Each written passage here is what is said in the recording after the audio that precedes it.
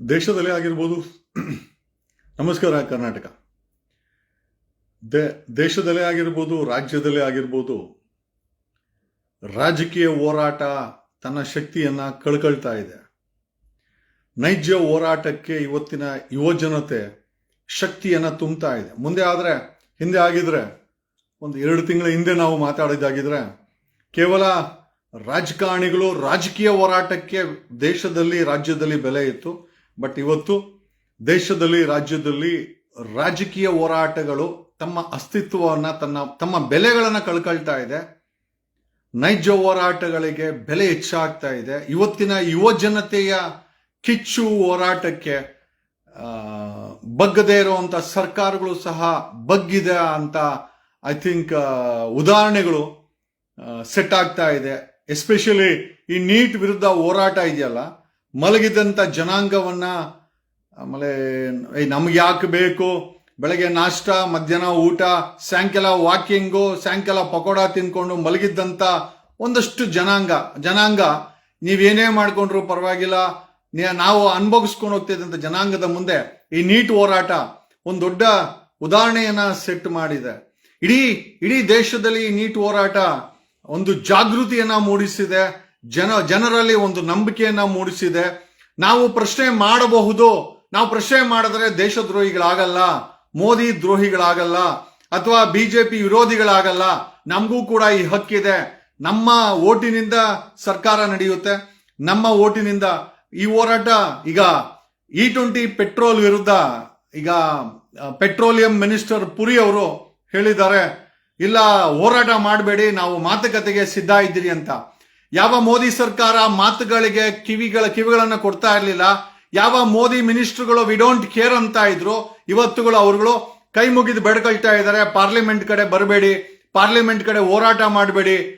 ಈಗ ಪೆಟ್ರೋಲಿಯಂ ಇದನ್ನ ಹತ್ತಿ ಉರಿಸಿದ್ದು ನಿತಿನ್ ಗಡ್ಕರಿನೇ ಆಗಿದ್ರು. E20 ಕಲಬೆರಕೆ ಪೆಟ್ರೋಲ್ ಅಂತ ನಾವೇನ್ ಕರಿತಾ ಇದೀವಿ, ಅಥವಾ ಎಥಾನಾಲ್ ಅಂತ ಏನ್ ಸರ್ಕಾರ ಕಲಿತದೆ, ಅಥವಾ ಕಲಬೆರಕೆ ಅಂತ ನಾವೇನ್ ಕರಿತೀವಿ, ಇದನ್ನ ಹತ್ತಿ ಉರಿಸಿದ್ದು ಅಥವಾ ದೊಡ್ಡ ಮಟ್ಟಕ್ಕೆ ನಮ್ಮನ್ನ ಕೇಳ್ದಿರನೆ ನಾವು ಕೊಟ್ಟಿದಂತ ಪೆಟ್ರೋಲ್ನೇ ನೀವು ಬಳಸಬೇಕು, ಇದು ಪ್ರಜಾತಂತ್ರ ಅಲ್ಲ, ಇದು ಒಂಥರ ಗಡಕರಿಯ ರಿಪಬ್ಲಿಕ್ ಅಂತ. ಅಂದ್ರೆ ಪೆಟ್ರೋಲಿಯಂ ಮಿನಿಸ್ಟರ್ ಪುರಿ ಆದ್ರೂ ಕೂಡ ಪೆಟ್ರೋಲ್ ಕಲಬೆರಕೆ ಪೆಟ್ರೋಲ್ ಅಥವಾ ಎಥನಾಲ್ ಪೆಟ್ರೋಲ್ ನ ಅತಿಯಾಗಿ ಇಲ್ಲ ಇಂಪ್ಲಿಮೆಂಟ್ ಮಾಡಲೇಬೇಕು ಅಂತ ಮಾಡ್ತಾ ಇದ್ದಂತ ವ್ಯಕ್ತಿಗಳಲ್ಲಿ ಸಚಿವ ಗಡ್ಕರಿ ಒಂದು ಕಡೆ ಆದ್ರೆ, ಈಗ ಪಾರ್ಲಿಮೆಂಟ್ ಸೀಟ್ಗೆ ಆಗಸ್ಟ್ 1ನೇ ತಾರೀಕು ಮತ್ತೆ ಆಗಸ್ಟ್ 4ನೇ ತಾರೀಕು ಒಂದು ಪಾರ್ಲಿಮೆಂಟ್ ಕಡೆ ನಮ್ಮ ನಡೆ ಅನ್ನೋ ಒಂದು ವಿಚಾರ ಇಟ್ಕೊಂಡು ಈ ಒಂದು ಕಲಬೆರಕೆ ಪೆಟ್ರೋಲ್ ವಿರುದ್ಧ ನಡಿಬೇಕಾದಂತ ಹೋರಾಟಕ್ಕೆ ಎಲ್ಲಾ ಸಿದ್ಧತೆಗಳು ನಡೀತಾ ಇದ್ರೆ, ಪೆಟ್ರೋಲಿಯಂ ಮಿನಿಸ್ಟರ್ ಪುರಿ ಅವರು ಹೇಳ್ತಾ ಇದ್ದಾರೆ, ಮಾತುಕತೆಗೆ ನಾವು ರೆಡಿ ಇದ್ದೀವಿ, ಹೋರಾಟ ಮಾಡಬೇಡಿ ಅಂತ ಹೇಳಿ ರಿಕ್ವೆಸ್ಟ್ ಮಾಡೋ ಮಟ್ಟಕ್ಕೆ ಇವತ್ತಿನ ಈ ಒಂದು ಕೇಂದ್ರ ಬಿಜೆಪಿ ಮೋದಿ ಸರ್ಕಾರ ಬಗ್ಗಿದೆ. ಇವತ್ತಿನ ಜನರೇಷನ್ ಬಗ್ಗಿಸಿದೆ. 2026ರಲ್ಲಿ 2 ಪ್ರಮುಖ ಬೆಳವಣಿಗೆಗಳನ್ನ, ಇನ್ನ 7ನೇ ತಿಂಗಳಿದು 7th ಮಂತ್, ಇನ್ನ 1 ವರ್ಷ ಕಂಪ್ಲೀಟ್ ಆಗಿಲ್ಲ. 2 ಪ್ರಮುಖ ಬೆಳವಣಿಗೆ ಈ ದೇಶದಲ್ಲಾಗಿದೆ. ಒಂದು, ಒಬ್ಬ ಸಾಮಾನ್ಯ ನಟ ತಮಿಳುನಾಡಿನ ರಾಜಕೀಯದಲ್ಲಿ ಸಿಎಂ ಆಗಿದ್ದು, ಸಾಮಾನ್ಯ ಮಕ್ಕಳು ಬಗ್ಗದೇ ಇರುವಂತ ಈ ಮೋದಿ ಸರ್ಕಾರವನ್ನ ಇಡೀ ದೇಶಾದ್ಯಂತ ಹೋರಾಟವನ್ನ ಹುಟ್ಟಾಕಿ ಗಡಗಡ ನಡುಗಿಸಿ ಪಾರ್ಲಿಮೆಂಟ್ ಇಂದ ಮೋದಿಯನ್ನ ಓಡಿಸಿ, ಮೋದಿ ಮಂತ್ರಿಗಳು ಪಾರ್ಲಿಮೆಂಟ್ ಅನ್ನ ಬಿಟ್ಟು ಐ ಥಿಂಕ್ ಪಲಾಯನ ಮಾಡಿದಂತ ಪರಿಸ್ಥಿತಿಯನ್ನ ಇವತ್ತು ನಾವು 2020ರಲ್ಲಿ 2 ಪ್ರಮುಖ ಬೆಳವಣಿಗೆ. ಒಂದು, ತಮಿಳುನಾಡಿನ ರಾಜಕೀಯ ಬದಲಾವಣೆಯಲ್ಲಿ ಒಂದು ಹೊಸ ವ್ಯಕ್ತಿ ಸಿಎಂ ಆಗಿದ್ದು. 2ನೇದು, ಈ ದೇಶದಲ್ಲಿ ಪ್ರಜಾಪ್ರಭುತ್ವ ಬದುಕಿದೆ ಅಂತ ಈ ನೀಟ್ ಪರ ಹೋರಾಟ ವಿದ್ಯಾರ್ಥಿಗಳು ಈ ದೇಶಕ್ಕೆ, ಈ 140 ಕೋಟಿ ಜನರಿಗೆ ಇನ್ಕ್ಲೂಡಿಂಗ್ ನಮ್ಗೆ ನಿಮ್ಗೆ ತಿಳಿಸ್ಕೊಟ್ಟಂತ ವಿಚಾರ ಹೇಳಿದಲ್ಲ. 2 ತುಂಬಾ ಇಂಪಾರ್ಟೆಂಟ್. ಒಂದು ಹೊಸ ರಾಜಕೀಯ ಆಯಾಮಕ್ಕೆ ಈ ದೇಶ ಐ ಥಿಂಕ್ ಸ್ವಾಗತ ಕೋರ್ತಾ ಇದೆ ಅಥವಾ ಬದಲಾವಣೆ ಕಾಣ್ತಾ ಇದೆ ಅಂತ ನಮ್ಗೆಲ್ಲ ಯಾವ ಜನರೇಷನ್ ಸರ್ಕಾರವನ್ನ ಎದುರಾಕೊಳ್ಬಾರ್ದು, ಯಾವ ಜನರೇಷನ್ ಯಾರನ್ನ ಪ್ರಶ್ನೆ ಮಾಡಬಾರ್ದು, ಪೊಲೀಸ್ ಅವರನ್ನ ಪ್ರಶ್ನೆ ಮಾಡಬಾರ್ದು. ನಾವು ಕಳೆದ 16 ವರ್ಷದಿಂದ ಈ ಫೇಸ್ಬುಕ್ ಅಲ್ಲಿ ಅನ್ಯಾಯಗಳ ವಿರುದ್ಧ ಧ್ವನಿ ಎತ್ತಾ ಇದ್ವಿ. ಇವತ್ತು ಎಂಟೈರ್ ಜನರೇಷನ್ ಬೀದಿಗೆ ಬಂದು ರಾಜಸ್ಥಾನದಲ್ಲಿ ಅಲ್ಫಾ ಅಂದ್ರೆ ಹೈಸ್ಕೂಲ್ ಸ್ಟೂಡೆಂಟ್ಸ್ ಮತ್ತೆ ಕಾಲೇಜ್ PUC ಹುಡುಗರು ಬೆಂಚ್ ಇಲ್ಲ, ಶಾಲೆಯಲ್ಲಿ ಟೀಚರ್ಸ್ ಇಲ್ಲ, ಟಾಯ್ಲೆಟ್ಸ್ ಇಲ್ಲ, ಓದುವ ವಾತಾವರಣ ಇಲ್ಲ, ನಮಗೆ ಬೇಕಾದಂತ ಮೂಲ ಸೌಕರ್ಯಗಳಿಲ್ಲ ಅಂತೇಳಿ ರಾಜಸ್ಥಾನ ಮತ್ತೆ ಉತ್ತರ ಪ್ರದೇಶದ ಫತೇಪುರಲ್ಲಿ ಮಕ್ಕಳು ಬೀದಿಗೆ ಬಂದು ನಿಜವಾಗ್ಲು ಈ ಕಿಚ್ಚನ್ನ ಹಚ್ಚಿದಂತ ನೀಟ್ ಹೋರಾಟಕ್ಕೆ ಒಂದು ದೊಡ್ಡ ಸಲಾಮನ್ನ ಹೇಳಬೇಕು.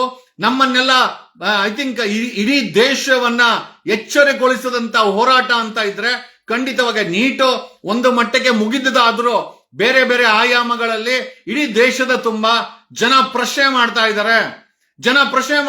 S, it's our fundamental right. Modi ಸರ್ಕಾರ ಆಗಿರ್ಬೋದು, ಅಲ್ಲಿನ ಸಂಬಂಧ ಅಲ್ರಿ 78 ವರ್ಷ ಉತ್ತರ ಪ್ರದೇಶದಲ್ಲಿ ಬಿಜೆಪಿ 12 ವರ್ಷದಿಂದ ಇದ್ರೂ ಕೂಡ ಅದ ಹಿಂದೆ ಕಾಂಗ್ರೆಸ್ ಇತ್ತು. ಒಂದು ಬೇಸಿಕ್ ಇನ್ಫ್ರಾಸ್ಟ್ರಕ್ಚರ್ ನ ಅಲ್ಲಿನ ಶಾಲೆಗಳಲ್ಲಿ ಕರ್ನಾಟಕದಲ್ಲಿ ಸೇಲ್ಗಿಟ್ಟಿದ್ದಾರೆ. ಅದು ಬೇರೆ ವಿಚಾರ. ಕಾಂಗ್ರೆಸ್ ಅವರು ಪ್ರೈವೇಟ್ ಪಾರ್ಟಿಗಳಿಗೆ ಈ ಎಂಟೈರ್ 45,000 ಸರ್ಕಾರಿ ಶಾಲೆಗಳನ್ನ ಹ್ಯಾಂಡ್ ಓವರ್ ಮಾಡಿ ಕೈ ತೊಳ್ಕೊಳಕ್ಕೆ ರೆಡಿ ಇದ್ದಾರೆ. ಅಂದ್ರೆ ನಮ್ಗೆ ಇವ್ರು ಟ್ಯಾಕ್ಸ್ ಬೇಕು. ಸರ್ಕಾರದ ಆಸ್ಪತ್ರೆಗಳು, ಸರ್ಕಾರದ ಶಾಲೆಗಳನ್ನ ಪ್ರೈವೇಟ್ ಅವ್ರಿಗೆ ಒಂದು ರೀತಿನಲ್ಲಿ ಮಾರಾಟ ಮಾಡ್ಲಿಕ್ಕೆ ಕರ್ನಾಟಕದಲ್ಲಿ ಕಾಂಗ್ರೆಸ್ ಸರ್ಕಾರ ತಯಾರಾಗಿದ್ರೆ, ಇನ್ನೊಂದು ಕಡೆ ಉತ್ತರ ಪ್ರದೇಶವನ್ನ ಸತತವಾಗಿ ಆಡಳಿತ ಮಾಡ್ಕೊಂಡ್ ಬಂದಂತ ಇಂದಿನ ಕಾಂಗ್ರೆಸ್ ಆಗಿರ್ಬೋದು, 12 ವರ್ಷದ ಬಿಜೆಪಿ ಆಗಿರ್ಬೋದು, ಅಲ್ಲಿನ ಮಕ್ಕಳ ಶಾಲೆಗಳಲ್ಲಿ, ಸರ್ಕಾರಿ ಶಾಲೆಗಳಲ್ಲಿ ಯಾವುದೇ ಸುಧಾರಣೆ ಮಾಡಿಲ್ಲ. ಫ್ಯಾನ್ ಇಲ್ಲ, ಟಾಯ್ಲೆಟ್ ಇಲ್ಲ, ಟೀಚರ್ ಇದ್ರು ಕೂಡ ಒಂದೇ ಟೀಚರು, ಡೆಸ್ಕ್ ಇಲ್ಲ, ಕುಳಿತುಕೊಳ್ಳಲು ಡೆಸ್ಕ್ ಸಹ ಇಲ್ಲ, ಬೋರ್ಡ್ ಮೇಲೆ ಬರೆಯಲು ಚಾಕ್ ಪೀಸ್ ಇಲ್ಲ. ಈ ಮಟ್ಟಕ್ಕೆ ಅಲ್ಲಿನ ಉತ್ತರ ಪ್ರದೇಶ ಅಲ್ರಿ ದೇವಸ್ಥಾನಗಳನ್ನ, ಮಸೀದಿಗಳನ್ನ, ಪ್ರಾರ್ಥನಾ ಶಾಲೆಗಳನ್ನ ಹೆಸರುವಾಸಿ ಆಗಿರುವಂತ ಉತ್ತರ ಪ್ರದೇಶದಲ್ಲಿ ಮಕ್ಕಳಿಗೆ ಶಾಲೆಯಲ್ಲಿ ಫ್ಯಾನ್ ಇಲ್ಲ, ಡೆಸ್ಕ್ ಇಲ್ಲ, ಬೆಂಚ್ ಇಲ್ಲ, ಬಳಪ ಇಲ್ಲ, ಪಾಠ ಹೇಳ್ಕೊಡೋ ಮೇಷ್ಟ್ರು ಇಲ್ಲ. ನಾಚಿಕೆ ಆಗಲ್ವಾ ಇವ್ರಿಗೆ? ನಾಚಿಕೆ ಆಗಲ್ವಾ? 78 ವರ್ಷದಲ್ಲಿ ಅತಿ ಹೆಚ್ಚು ಉತ್ತರ ಪ್ರದೇಶವನ್ನು ಆಡಳಿತ ಮಾಡಿದ್ದು ಕಾಂಗ್ರೆಸ್ ಇವತ್ತು ಆರೋಪ ಮಾಡ್ತಾ ಇದೆ. ಇದೇ ಕಾಂಗ್ರೆಸ್ ಕೂಡ ಬದಲಾವಣೆ ಉತ್ತರ ಪ್ರದೇಶದಲ್ಲಿ ಮಾಡಬಹುದಾಗಿತ್ತು, ರಾಜಸ್ಥಾನದಲ್ಲಿ ಮಾಡಬಹುದಾಗಿತ್ತು. ಕರ್ನಾಟಕದಲ್ಲಿ ಇವತ್ತು ಕಾಂಗ್ರೆಸ್ ಕನ್ನಡ ಶಾಲೆಗಳನ್ನ, ಅಂದ್ರೆ ಸರ್ಕಾರಿ ಶಾಲೆಗಳನ್ನ ಮಾರಾಟಕ್ಕೆ, ಅಂದ್ರೆ ಪ್ರೈವೇಟ್ ಅವ್ರಿಗೆ ಹ್ಯಾಂಡ್ ಓವರ್ ಮಾಡ್ಲಿಕ್ಕೆ ಡಿ ಕೆ ಶಿವಕುಮಾರ್ ಸರ್ಕಾರ ಧಮಕಿ ಆಗ್ತಾ ಇದೆ. ಅಂದ್ರೆ ಈ ಒಂದೇ ನಾಣ್ಯದ ಎರಡು ಮುಖಗಳು. ಆದರೆ ದೇಶದ ತುಂಬಾ ರಾಜಕೀಯ ಹೋರಾಟ ಸತ್ತು ಹೋಗಿದೆ. ರಾಜಕೀಯವಾಗಿ ನೀವೇನೇ ಹೋರಾಟ ಮಾಡಿದ್ರು ಕೂಡ ಅದು ನಾಶ ಆಗ್ತಾ ಇದೆ. ಇವತ್ತಿನ ಯುವ ಜನತೆ ನೈತಿಕತೆ ಹೋರಾಟಕ್ಕೆ ಸಾಂಕೇತಿಕವಾಗಿ ಬೆಂಬಲ ಸಿಕ್ಕಿದೆ, ಬದಲಾವಣೆ ಕಾಣಿಸ್ತಾ ಇದೆ. ನಮ್ಗೆ ದೆಹಲಿ ಹೋರಾಟದಲ್ಲಿ 2800 ಕ್ರಿಮಿನಲ್ಗಳು ಭಾಗಿಯಾಗಿದ್ರು ಅಂತ. ಅಂದ್ರೆ 1 ಲಕ್ಷ ಜನರಲ್ಲಿ 2800 ರೇಪು, ಪೋಸ್ಕೋ ಕೇಸು, ಅವ್ರನ್ನ ಹಿಡಿದು ಬಿಟ್ವಿ ಅಂತ ಹೇಳಿ ಅಲ್ಲಿನ ಪೊಲೀಸರು ಪ್ರೊಜೆಕ್ಟ್ ಮಾಡಿ ತೋರಿಸ್ತಾ ಇದ್ರು. ನಾನು ಕೂಡ ಒಂದಷ್ಟು ಮಾಹಿತಿಗಳನ್ನ ನಾವು ಕೂಡ ಹಾಕಿದ್ವಿ. ಅಲ್ರಿ ಹೋರಾಟದಲ್ಲಿ 2800 ಕ್ರಿಮಿನಲ್ಗಳು ಭಾಗಿಯಾಗಿ ಇದೆ ಅಂತ ಹೇಳುವಂತ ಪೊಲೀಸ್ ಹಾಗೂ ಸರ್ಕಾರ, ಅದೇ ಪಾರ್ಲಿಮೆಂಟ್ ಅಲ್ಲಿ 46% ಕ್ರಿಮಿನಲ್ ಹಿನ್ನೆಲೆ ಇರುವಂತ ಎಂಪಿಗಳು ಹೋಗಿದ್ದಾರಲ್ವಾ, ಈ ದೇಶದ ಪಾರ್ಲಿಮೆಂಟ್ ಅಲ್ಲಿ 46% ಕ್ರಿಮಿನಲ್ ಕೇಸ್ಗಳಿರುವಂತರು, ಕ್ರಿಮಿನಲ್ ಹಿನ್ನೆಲೆ ಇರುವಂತ ಎಂಪಿಗಳನ್ನ ಕುಣಿಸಿದರೆ, ಅದೇ ಎಂಪಿಗಳಿಗೆ ಸಲ್ಯೂಟ್ ಹೊಡೆಯುವಂತ ವ್ಯವಸ್ಥೆ, ಅದೇ ಎಂಪಿಗಳಿಗೆ ಮರ್ಯಾದೆ ಕೊಡುವಂತ ಪೊಲೀಸರು, ಅದೇ ಹೋರಾಟದಲ್ಲಿ ಕ್ರಿಮಿನಲ್ ಕೇಸ್ ಇದ್ಬಿಟ್ರೆ ಹೋರಾಟದಲ್ಲಿ ಭಾಗಿಯಾಗಬಾರ್ದು ಅಂತ ಇದೆಯಾ? ಓಕೆ, ಏನೋ ಅದನ್ನ ಪ್ರೊಜೆಕ್ಟ್ ಮಾಡಿ ತೋರಿಸೋ ಅಂತ ಇದೆ ಬಿಜೆಪಿ ಸರ್ಕಾರ. ಖಂಡಿತವಾಗಿ ಒಂದು ವಿಚಾರವನ್ನು ಅರ್ಥ ಮಾಡ್ಕೊಳ್ಬೇಕು. ದೇಶದ ಪಾರ್ಲಿಮೆಂಟ್ ಅಲ್ಲಿ 46% ಕ್ರಿಮಿನಲ್ ಕೇಸ್ ಇರುವಂತ ಎಂಪಿಗಳಿದ್ದಾರೆ. ಇವ್ರುಗಳಿಗೆ ಸಲ್ಯೂಟ್ ಹೊಡೆಯೋದು, ಇವ್ರುಗಳಿಗೆ ಝೀರೋ ಟ್ರಾಫಿಕ್ ಮಾಡೋದು, ಇವ್ರುಗಳಿಗೆ ಭದ್ರತೆ ಕೊಡೋ ಅಂತ ಇದೇ ವ್ಯವಸ್ಥೆ ಎತ್ತ ಸಾಗುತ್ತಿದೆ. ಖಂಡಿತ ಒಂದಂತೂ ನಮಗೆ ಗೊತ್ತಿಲ್ಲ. ಕರ್ನಾಟಕದಲ್ಲಿ ಒಂದಷ್ಟು ಕಾವೇರಿ ವಿಚಾರದಲ್ಲಿ ಕೂಗು ಕೇಳಿ ಬರ್ತಾ ಇದೆ. ಕಳೆದ 1 ತಿಂಗಳಿಂದ ಮಂಡ್ಯ ರೈತರು, ಮೈಸೂರು ರೈತರು ನಮಗೆ ನೀರು ಬಿಡು ಅಂದ್ರು ಕೂಡ ಕಾಂಗ್ರೆಸ್ ಸರ್ಕಾರ ನೀರು ಬಿಡ್ತಾ ಇಲ್ಲ. ಬದಲಿಗೆ ಬೆಂಗಳೂರಿಗೆ 1500 MLD ನೀರನ್ನ ತಗೊಂಡ್ಬಂದು ಕುಡಿಯೋ ನೀರಿನ ಹೆಸರಲ್ಲಿ ಬಿಲ್ಡರ್ಗಳಿಗೆ ಮಾರ್ತಾ ಇದೆ. ನಮ್ಮ ಪ್ರಶ್ನೆ ಏನಪ್ಪಾ ಅಂತಂದ್ರೆ, ಯಾವ ಕಾವೇರಿ ನೀರಿನ ಕಿಚ್ಚಿಗೆ ಸಂಘಟನೆಗಳು ಮುಂದೆ ಬರ್ತಾವೋ ಅದೇ ಕಾವೇರಿ ನೀರನ್ನ ತಗೊಂಡ್ಬಂದು ಬೆಂಗಳೂರಲ್ಲಿ ಕುಡಿಯೋ ನೀರಿನ ಹೆಸರಲ್ಲಿ ಬಿಲ್ಡರ್ಗಳಿಗೆ ಒಬ್ಬ ಬಿಲ್ಡರು ಸಹ ಒಡ್ಕಲ್ಲ ಕ್ಲೀನ್ಡ್ ವಾಟರ್ ನ ಬಳಸ್ತಾ ಇಲ್ಲ. ಬೆಂಗಳೂರಿಗೆ ರೈತರಿಗೆ ನೀರು ಕೊಡ್ತಾ ಇಲ್ಲ. ಮಂಡ್ಯದಲ್ಲಿ, ಮೈಸೂರಲ್ಲಿ ಅದೇ ಬೆಂಗಳೂರಿಗೆ ಕುಡಿಯೋ ನೀರು ಅಂತ ಪಂಪ್ ಮಾಡ್ಕೊಂಡ್ಬಂದು ಇವತ್ತ ಕನಿಷ್ಠ ಒಂದು 5,000 ಬಿಲ್ಡರ್ಗಳು ಬೆಂಗಳೂರಲ್ಲಿ ಕಾವೇರಿ ನೀರನ್ನು ಅಕ್ರಮವಾಗಿ ಬಳಸ್ಕೊಂಡು ನೀರು ಕಟ್ತಾ ಇದ್ದಾರೆ. ಅಂದ್ರೆ ಬಿಲ್ಡರ್ಗಳು ಕಾವೇರಿ ನೀರನ್ನ ಬಳಸಿದ್ರೆ ಪರವಾಗಿಲ್ಲ, ಮಂಡ್ಯದಲ್ಲಿ ರೈತರಿಗೆ ನೀರು ಕೊಡಲ್ಲ. ಅದೇ ಕಾವೇರಿ ಹೆಸರಲ್ಲಿ ಕಿಚ್ಚನ ಹಚ್ಚೋ ಅಂತ ಇದೇ ಸಂಘಟನೆಗಳು ಬೆಂಗಳೂರಲ್ಲಿ ಬಿಲ್ಡರ್ಗಳು ಇದೇ ಕಾವೇರಿ ನೀರನ್ನ ಬಳಕೆ ಮಾಡಿ ಕುಡಿಯಕ್ ನೀರಿಲ್ಲ ಅಂದ್ರೂ ಸಹ ಎಲ್ಲೂ ಕೂಡ ಕನ್ಸ್ಟ್ರಕ್ಷನ್ ನಿಲ್ಲಿಲ್ಲ. ಅಂದ್ರೆ ನಾಡು ನುಡಿ ಅಂತಂದ್ರೆ ಬರೀ ಕಾವೇರಿ ನೀರನ್ನ ಬಿಲ್ಡರ್ಗಳು ಬಳಸಿದ್ರೆ ನಾಡು ನುಡಿ ಬರಲ್ವಾ? ಬೆಂಗಳೂರಲ್ಲಿ 1,250 ಕೆರೆಗಳು ನುಂಗಿ ನೀರು ಕುಡಿದಂತ ರಾಜಕಾರಣಿಗಳು, 3 ಪಕ್ಷಗಳು, ಭ್ರಷ್ಟ ಅಧಿಕಾರಿಗಳು ಕಳೆದ 30 ವರ್ಷದಲ್ಲಿ ರಾಜ್ಯದಲ್ಲಿ 11,000 ಕೆರೆಗಳು ಮಾಯ ಆಗಿದೆ, ನುಂಗಿ ನೀರು ಕುಡಿದಿದ್ದಾರೆ. ನಾಡು ನುಡಿ ಇವುಗಳಿಗೆ ಬರಲ್ವಾ? ಅಥವಾ ಕರ್ನಾಟಕದ ನಾಡು ನುಡಿ ಹೆಸರಲ್ಲಿ ಕರ್ನಾಟಕದಲ್ಲಿ ಮಾರಿ ನುಂಗಿ ಕುಡಿದಂತ 11,000 ಕೆರೆಗಳು ನಾಡು ನುಡಿ ಹೆಸರಲ್ಲಿ ಬರಲ್ವಾ? ಬೆಂಗಳೂರಲ್ಲಿ ಕೆಂಪೇಗೌಡರು ಕಡ್ದಂತ 1,250 ಕೆರೆಗಳನ್ನ ಕಳೆದ 30 ವರ್ಷದಲ್ಲಿ ನಾನು ಇದನ್ನ ರಿಪೋರ್ಟ್ಸ್ ಹೇಳ್ತಾ ಇಲ್ಲ. The reports R bin observed by Indian institute of science ಅವರು ಹೇಳಿದ್ದಾರೆ. ಕರ್ನಾಟಕದಲ್ಲಿ 11,000 ಕೆರೆಗಳನ್ನ ನುಂಗಿ ನೀರು ಕುಡಿದ್ರು ರಾಜಕಾರಣಿಗಳು. ಸಾವಿರಾರು ಕೋಟಿ ರೂಪಾಯಿ ಆಸ್ತಿ ಮಾಡ್ಕೊಂಡ್ರು. ಸದಾಶಿವನಗರದಲ್ಲಿ ಡಾಲರ್ಸ್ ಕಾಣಿಗಳಲ್ಲಿ ಮನೆ ಮಾಡ್ಕೊಂಡ್ರು. ಸಾವಿರಾರು ಕೋಟಿ ಆಸ್ತಿಗಳನ್ನ ಮಾಡ್ಕೊಂಡ್ರು. ಇಂಪೋರ್ಟೆಡ್ ಕಾರ್ಗಳಲ್ಲಿ ಓಡಾಡ್ತಾರೆ. ಅವರ ಜೀವನವನ್ನ ಚೆನ್ನಾಗಿ ಮಾಡ್ಕೊಂಡಿದ್ದಾರೆ. ನಾಡು ನುಡಿ ಅಂದ್ರೆ ಕಾವೇರಿ ಒಂದೇನಾ? ಕಾವೇರಿ ನೀರನ್ನ ತಗೊಂಡ್ಬಂದು ಬೆಂಗಳೂರಲ್ಲಿ ಬಿಲ್ಡರ್ಗಳಿಗೆ ಮಾರ್ತಾ ಇದಾರಲ್ಲ. ಬಿಲ್ಡರ್ಗಳು ಯಾವುದೇ ಕೆಲಸವನ್ನ ನಿಲ್ಲಿಸದೆ ರೈತರಿಗೆ ನೀರು ಕೊಡಲ್ಲ, ಮಂಡ್ಯ ರೈತರುಗಳಿಗೆ. ಆದ್ರೆ ಬೆಂಗಳೂರಿನ ಬಿಲ್ಡರ್ಗಳಿಗೆ ಇದೇ ಕಾವೇರಿ ನೀರನ್ನ ಬಳಸ್ತಾ ಇದಾರಲ್ಲ. ಅಂದ್ರೆ ನಾಡು ನುಡಿ ಹೋರಾಟ ಅಂತಂದ್ರೆ ಬರೀ ಏನಾದ್ರೂ ಬೆಂಕಿ ಹಚ್ಚಬೇಕು ಅಂದ್ರೆ ನೀರು ತಮಿಳ್ನಾಡಿಗೆ ಹರ್ಕೊಂಡು ಹೋದ್ರೆ ತಮಿಳ್ನಾಡಿನ ವಿಚಾರದಲ್ಲಿ ನಾವೆಲ್ಲ ಒಗ್ಗಟ್ಟಾಗಿದ್ದೀವಿ. ಅದೇ ಕಾವೇರಿ ನೀರನ್ನ ತಗೊಂಡ್ಬಂದು ಬೆಂಗಳೂರಲ್ಲಿ ಬಿಲ್ಡರ್ಗಳಿಗೆ ಮಾರ್ತಾ ಇರೋಂಥವ್ರು ಇದೇ ರಾಜಕಾರಣಿಗಳು ಬೆಂಗಳೂರಲ್ಲಿ 1,250 ಕೆರೆಗಳನ್ನ ಮಾರಾಟ ಮಾಡಿ ನುಂಗಿ ಆಸ್ತಿಗಳನ್ನ ಮಾಡ್ಕೊಂಡಿದ್ದಾರೆ. ನಾಡು ನುಡಿ ಹೆಸರಲ್ಲಿ ಹೋರಾಟ ಮಾಡೋ ಸಂಘಟನೆಗಳು ಈ ಬೆಂಗಳೂರಲ್ಲಿ 1,250 ಕೆರೆಗಳನ್ನ ನುಂಗಿದ ರಾಜಕಾರಣಿಗಳು, ಆಡಳಿತ ಪಕ್ಷಗಳು, ಅಧಿಕಾರಿಗಳ ಬಗ್ಗೆ ಧ್ವನಿ ಎತ್ತಲ್ಲ. ಆ ರಾಜ್ಯದಲ್ಲಿ 11,000 ಕೆರೆಗಳನ್ನ ನುಂಗಾಕಿದ್ದಾರೆ. ಇದೇ ಭ್ರಷ್ಟ ರಾಜಕಾರಣಿಗಳು, ಇದೇ ಭ್ರಷ್ಟ ಅಧಿಕಾರಿಗಳು, ಕಳೆದ 30 ವರ್ಷದ ಆಡಳಿತ. ಯಾವ ಸಂಘಟನೆಗಳು ಇದ್ರ ಬಗ್ಗೆ ಧ್ವನಿ ಎತ್ತಲ್ಲ. ಪ್ರಶ್ನೆ ಏನಪ್ಪಾ ಅಂತಂದ್ರೆ, ರಾಜಕೀಯ ಪ್ರೇರಿತ ಹೋರಾಟಕ್ಕೆ ಈ ದೇಶದಲ್ಲಿ, ಈ ರಾಜ್ಯದಲ್ಲಿ, ಈ ದೇಶದಲ್ಲಿ ತನ್ನ ಒಂದು ಮರ್ಯಾದೆಯನ್ನ ಕಳ್ಕೊಂತ ಇದ್ದಾರೆ. ನೈತಿಕವಾದಂತ ಹೋರಾಟ ಇದ್ರೆ ಮಾತ್ರ ಜನರ ಬೆಂಬಲ ಸಿಗುತ್ತೆ. ಆಮೇಲೆ ಯಾವುದೋ ರಾಜಕೀಯ ಪಿತೂರಿಗೋಸ್ಕರ ಮಾಡೋ ಹೋರಾಟಗಳಿಗೆ ಯಾಕೆ ಬಿಲ್ಡರ್ಗೆ ಕಾವೇರಿ ನೀರನ್ನು ತಗೊಂಡ್ಬಂದು ಬೆಂಗಳೂರಲ್ಲಿ ಬಿಲ್ಡರ್ಗಳಿಗೆ ಮಾರಾಟ ಮಾಡ್ತಾ ಇದಾರಲ್ಲ BWSSB ಅಧಿಕಾರಿಗಳು, ಯಾಕೆ ಪ್ರಶ್ನೆ ಮಾಡಲ್ಲ? ಬೆಂಗಳೂರಲ್ಲಿ ಇದ್ದಂತ 1,250 ಕೆರೆಗಳನ್ನ ನುಂಗಾಕಿದಕ್ಕೆ ತಾನೆ ಇವತ್ತು ಬೆಂಗಳೂರಲ್ಲಿ ಮಳೆ ಬಂದ್ರೆ ಕೆರೆ ಆಗೋದು. ಯಾಕೆ ನಾಡು ನುಡಿ ಹೆಸರಲ್ಲಿ ಈ ಒಂದು ಕದ್ದು ಮಾರದಂತ ಕೆರೆಗಳ ಬಗ್ಗೆ ಹೋರಾಟ ಯಾಕೆ ನಡೆಯಲ್ಲ? 11,000 ಕೆರೆಗಳು ಕರ್ನಾಟಕದಲ್ಲಿ ನುಂಗಿ ನೀರು ಕುಡಿದಂತ ರಾಜಕಾರಣಿಗಳ ವಿರುದ್ಧವಾಗಿ ನಾಡು ನುಡಿ ಹೆಸರಲ್ಲಿ, ಕನ್ನಡ ಪರ ಹೆಸರಲ್ಲಿ ಯಾರು ಧ್ವನಿ ಎತ್ತಿಲ್ಲ?